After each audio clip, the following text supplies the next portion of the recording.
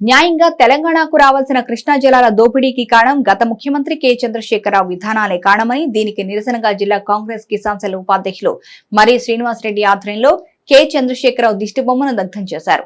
నల్గొండ జిల్లాలో కృష్ణా జిల్లాలో దోపిడీపై మొసలి కన్నీరు కారుస్తూ మాజీ ముఖ్యమంత్రి కేసీఆర్ ఆధ్వర్యంలో బహిరంగ సభ పెట్టడం ఎంతవరకు సమంజసమని దీనికి నిరసనగా కేసీఆర్ దిష్టిబొమ్మలను దగ్ధం చేశారు. ఎల్లారెడ్డిపేట మండలం రాచెల్ల గొల్లపల్లిలో జరిగిన కార్యక్రమం సందర్భంగా వారు మాట్లాడుతూ జలదోపిడీకి కారణమైన వ్యక్తి నేడు ప్రజలపై రైతులపై లేనిపోని ప్రేమ నటిస్తూ బహిరంగ సభ నిర్వహించడం ఎంతవరకు సమంజసమని కేసీఆర్ తీరును దుయ్యబట్టారు.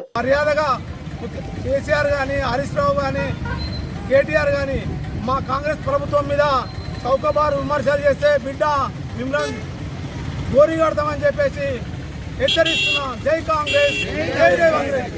ఆంధ్రాకు వెళ్ళి రోజా ఇంట్లో రొయ్యల పులుసు తిని మాకు దేశాలు లేవు, దేశజాలు లేవు, రాయలసీమను రత్నాలసీమ చేస్తా అని 300 టీఎంసీలు ఆంధ్రాకు పోయేటట్టు తీర్థం 100 రోజులలో చేసి తీర్థం మీ ప్రభుత్వం మీ ప్రతిపక్షంలో ఉన్న నిన్ను ఇంకా ఏమి లేకుండా చేసి నిన్ను పొందబెట్టేదాకా మేము ఊరుకున్నామని ఈరోజు చెప్పదలుచుకున్నాం. కేసీఆర్ నల్గొండలో కృష్ణా జలాల మీద బహిరంగ సభను నిర్వహిస్తూ ఈరోజు ఎల్లారెడ్డిపేట మండలం రాచెల్ల గొల్లపల్లిలో కేసీఆర్ గారి దిష్టి బొమ్మను దహనం చేసి నిరసన వ్యక్తం చేయడం జరిగింది.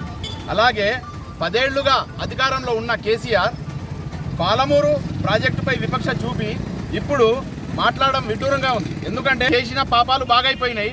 నువ్వు చేసింది ఏం లేదు జనాలకు. నువ్వు రాయలసీమ రత్నాలసీమ చేస్తాను. ఇలా నల్గొండ ప్రజలు నిన్ను పోతే నిన్ను అక్కడ నేలకు ముక్కు నేలకు రాపించే రోజులున్నాయి. రేపు పోతే నువ్వు అక్కడికి పోయి వాళ్ళని క్షమాపణ చెప్పి ముక్కున్న నల్గొండ గడ్డ మీద నువ్వు ముక్కు నేలకు రాసి రావాలని చెప్పి మేము డిమాండ్ చేస్తున్నాం. జై కాంగ్రెస్.